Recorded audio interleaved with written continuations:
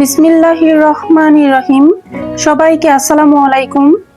আশা করি সবাই খুব ভালো আছেন। আলহামদুলিল্লাহ, আমিও আল্লাহ তাআলার অশেষ রহমতে ভালো আছি।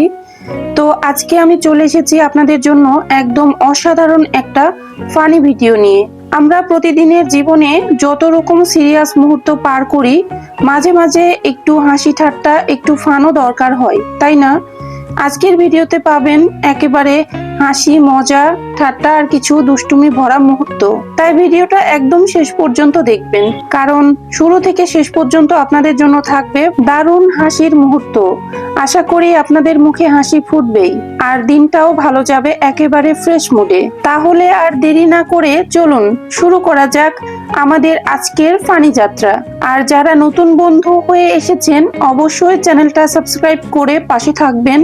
তাহলে চলুন কিছুক্ষণের জন্য হাসির দুনিয়া থেকে ঘুরে আসি। তোমার পছন্দের খেলার সময় কখন? রাতের বেলা, যখন মা বাবা ঘুমাতে চায় আমি তখনই ম্যাচ শুরু করি। বাবু, জন্মের পর প্রথম কি দেখেছো? ডাক্তার আন্টির মাস্ক। প্রথমে ভেবেছিলাম এলিয়েন। বড়দের কোন ব্যাপার তোমার কাছে অদ্ভুত লাগে? ওরা সারাক্ষণ একটা বাক্সের দিকে তাকিয়ে হাসে আর কথা বলে। জিনিসটা কি, কে জানে? তোমার কি কোনো সুপার পাওয়ার আছে? অবশ্যই আছে। আমার এক কান্নাতেই পুরো বাড়ি মাথায় তুলে ফেলতে পারি, এটাই বিশেষ ক্ষমতা। বাবু, তুমি তোপসই জন্মালে, এখন তুমি কি চাও? আমি এখন প্লেনের মধ্যে বসে বিরিয়ানি খেতে চাই। বাবু, তুমি আজকাল দেশের পরিস্থিতি নিয়ে কি ভাবছো?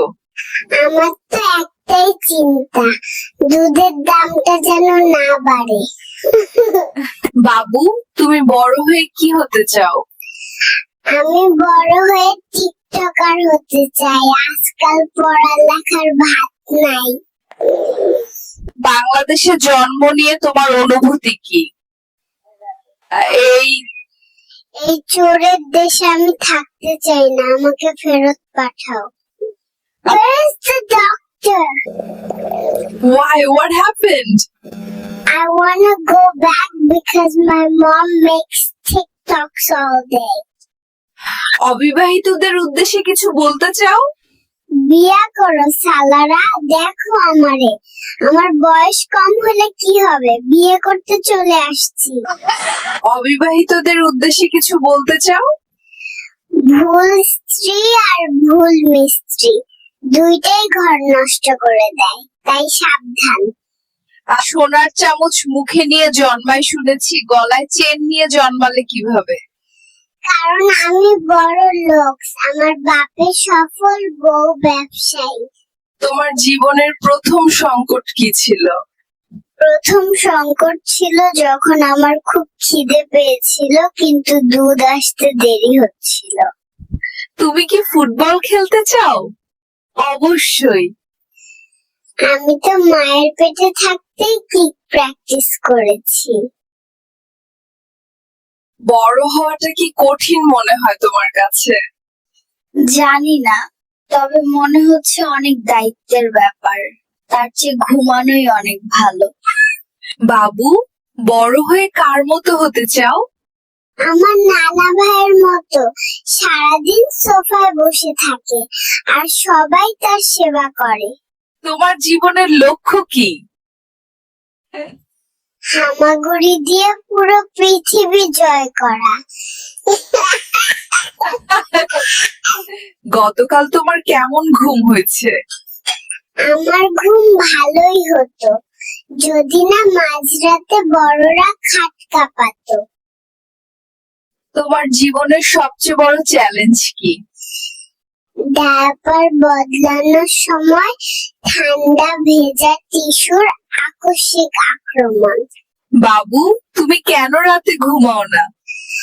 আমি ঘুমালে তো আরেকজন চলে আসবে, আমি আমার আদর ভাগ করতে চাই না। ওকে দরটিকা দিতে হবে। খবরদার, আমাকে সুই দিলে কালকে হাসপাতাল ঘেরাও কর্মসূচির ডাক দিব।